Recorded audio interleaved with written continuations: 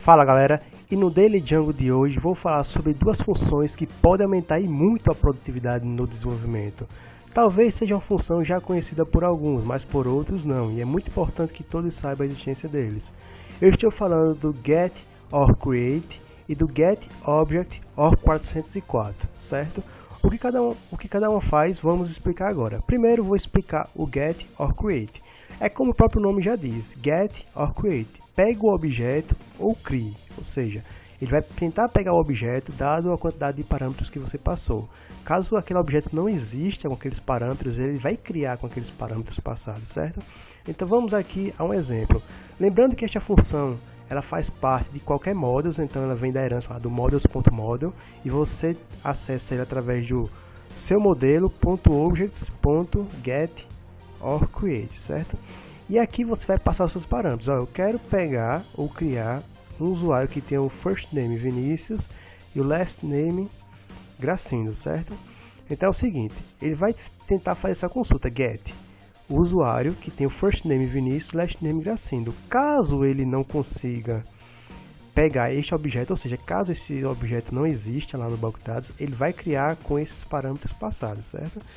O retorno desta função é uma tupla contendo dois elementos. O primeiro elemento é o objeto em si, independente se ele foi criado ou se ele foi pego lá do banco de dados, certo? E o segundo parâmetro é um valor booleano, que é se ele foi ou não criado, certo? Então eu posso pegar aqui, são dois valores que ele retorna uma tupla, então eu posso utilizar duas variáveis para armazenar esses dois valores. Então vamos lá. getOrCreate, first name Vinícius, last name Gracindo.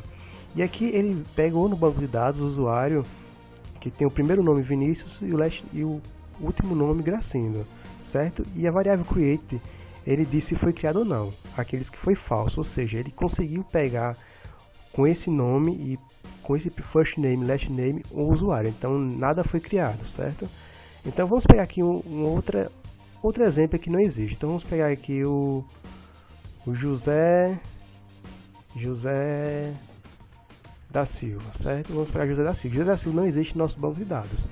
Só que aí que tá. Quando eu passar este parâmetro, ele vai fazer um get. First name José, last name da Silva. Ele vai ver que não existe este usuário no banco de dados. Então ele vai criar com estes parâmetros. Só que o models e user, ele contém alguns atributos que não estão aqui, que são obrigatórios. Esses atributos são username, password e e-mail.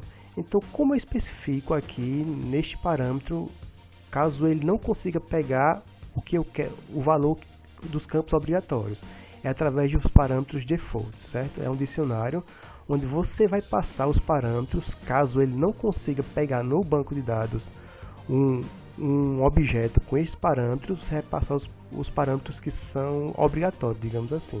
Então nós temos o username, que é obrigatório, vamos colocar aqui como José Silva, temos o password como obrigatório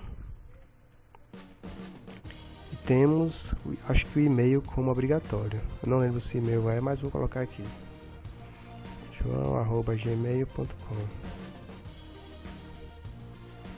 Pronto. Como este usuário não existe, ele vai pegar, vai atribuir o first name José, o last name da Silva, e como não existe, vai aplicar esses atributos nos campos que não foram colocados como parâmetro aqui, certo?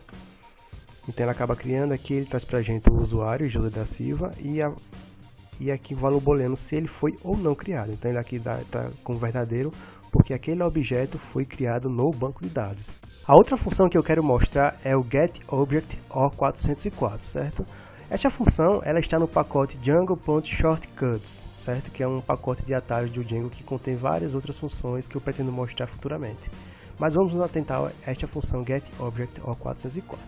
O que ela faz? Como o próprio nome diz, pegue o objeto ou, caso ele não exista, mostre a página 404, que é o not found, certo? Então é muito comum no desenvolvimento os usuários fazerem algo do tipo: pega o usuário ou o objeto que passou como parâmetro na URL, certo? E verifique se aquele usuário existe. Se existe, vai fazer alguma coisa. Caso ele não exista, vai fazer outra.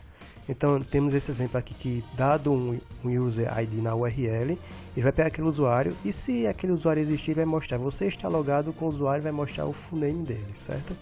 Caso o usuário não exista, ele retorna o HTTP response sendo que o usuário não existe. Então aqui é o exemplo da aplicação rodando. O usuário 1 é o João Silva, o usuário 2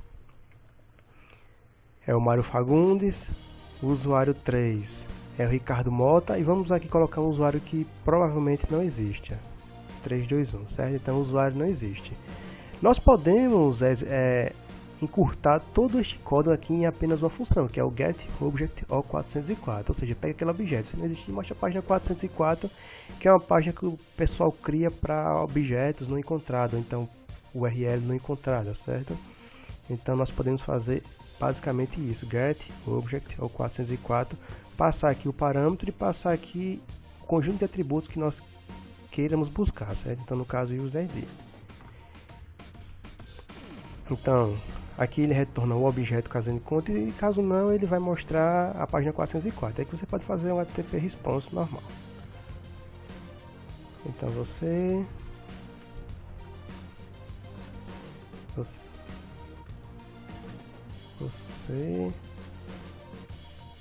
está logado com o usuário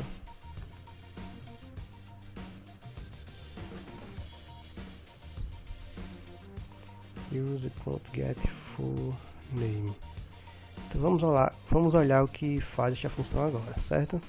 Então vamos atualizar aqui. Você vai ver que diz que página não foi encontrada, ou seja, erro 404. Ele vai mostrar esta página padrão do Django, porque o debug está como true e porque eu não tenho a 404.html criada no sistema que está rodando aqui. Então vamos colocar aqui o usuário 1, que ele existe, e vai mostrar a mesma mensagem: você está logado com o usuário João da Silva, certo?